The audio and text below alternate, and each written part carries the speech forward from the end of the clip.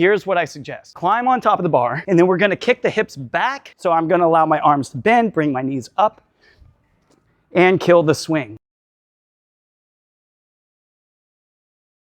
Are you already making your bar muscle up and now you're ready to connect them? Well, the biggest mistake I see people make is they try to go for so many reps all at once they've made one. Now listen, I know that that is the goal, but you're kind of skipping a step. There is a step, a technique that you need to develop going from the top of the bar, dropping into the next rep. And instead of doing your first bar muscle up, fatiguing yourself through that rep, and then trying to figure out how to drop into the second rep, I highly recommend that you start from the top and then drop into one rep. That means one rep per attempt.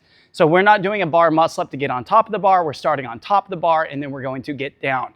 Getting down can be broken into several different steps. Drop down and try to control the swing. When you start a bar muscle up, you have no momentum. You're starting from the floor and we need to get the extra swing.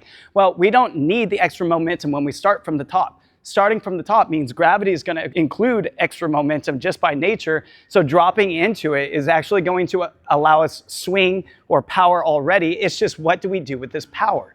When you drop down from the top, you actually need to absorb some of that dropping power to slow the swing down so we don't end up doing a crazy big swing bar muscle up. Contrary to that, we also need to make sure that we utilize some of this power. So dropping down from the top of the bar into your muscle up is going to be a technique that you want to work on as its own skill.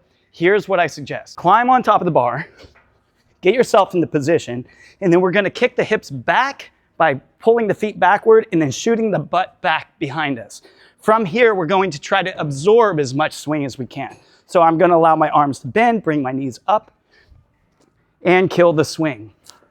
Learning how to control this descent is going to show you that you have the ability to absorb all the power. Now, do you see that my body is still swinging once I'm beneath the bar? We are going to utilize that little bit of swing. That's why we want the hips back behind the vertical plane as we drop.